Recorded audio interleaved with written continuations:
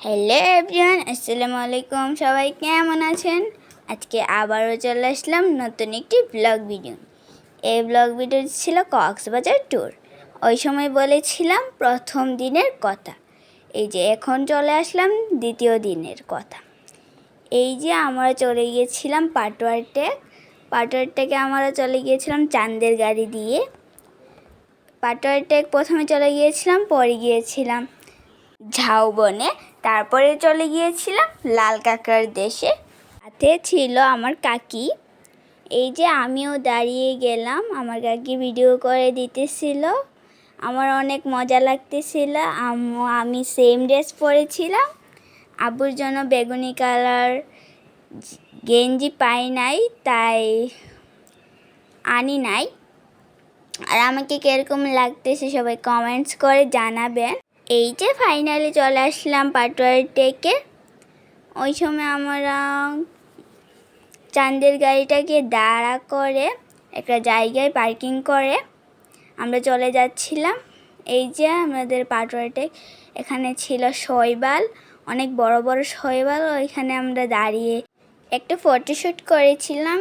এই যে আমি পানির সাথে দৌড়াদৌড়ি খেলতেছিলাম, পানি আমাকে এই যে ফালিয়ে দিতেছিল। এই যে একটুর জন্য আমাকে ভিজিয়ে দিয়েছিল। এখন আমি শৈবালে উঠে পড়লাম ফটোশ্যুট করার জন্য। একদম আস্তে আস্তে শৈবালে হাঁটা লাগতেছিল, কারণ পরে গেলে তো আমার জামাটা ভিজে যাবে। আর এখানে তো জামা পাল্টানোর জন্য জায়গাও নেই, তাই আমরা একটু একটু জন্য গোল গোল ঘুরতেছিলাম। আমার কাছে অনেক ভালো লাগতেছিল শৈবালগুলো। আর ওইখানে যারা যারা যাবেন তারা আসতে চাইবেন না। এই যে আমরা চলে গেলাম বাঁশের ব্রিজ দিয়ে ঝাউবনের ভেতরে। আম্মু ভিডিও করতেছিল আর আমরা সামনে ছিলাম। আমি সাবধানে হাঁটতেছিলাম, কারণ আমার অনেক ভয় করতেছিল বাঁশের এগুলা নিয়ে আবার ভেঙে পড়ে যায়। আব্বা আমাকে ধরেছিল। এখানে অনেক কোম্পানি ছিল। আর এই যে ফাইনালি আমরা ঝাউবনের ভেতরে ঢুকে পড়লাম। ঝাউবনের ভেতর দিয়ে আমরা একটা গাড়ি দিয়ে আমরা লাল কাঁকড়ার দেশে চলে যাচ্ছিলাম।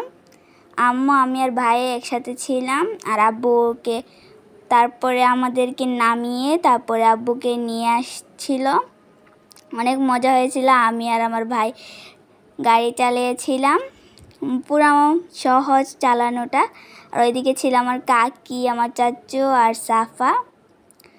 ওরা আমাদের পিছনে ছিল। আমরা একদম তাড়াতাড়ি চালিয়েছিলাম যাতে তাড়াতাড়ি গিয়ে আমরা লাল কাঁকড়া দেখতে পাই। এই যে ফাইনালি আমরা লাল কাঁকড়ার দেশে চলে আসলাম। ওই সময় আমাদেরকে লাল কাঁকড়া দেখে মোটরসাইকেলের আওয়াজ শুনে মাটির ভেতরে লুকিয়ে যাচ্ছিল। এই যে আমরা সাম্পানের সাথেই ছিলাম, আমরা সাম্পানে ছবি তুলেছিলাম। এই যে আমি লাল কাঁকড়া ধরার জন্য আমি দূর দিতেছিলাম, কিন্তু লাল কাঁকড়া আমাকে দেখে মাটির নিচে লুকিয়ে যাচ্ছিল, কিন্তু শেষমেশ একটাই পেয়েছিলাম। আর আমার অনেক মন খারাপ ছিল। এই যে আমি পেয়ে ফেললাম একটা কাঁকড়া, ওই কাঁকড়াটা বসেছিল। আর আমার আম্মু একটা লাল কাঁকড়া ধরে ফেললো।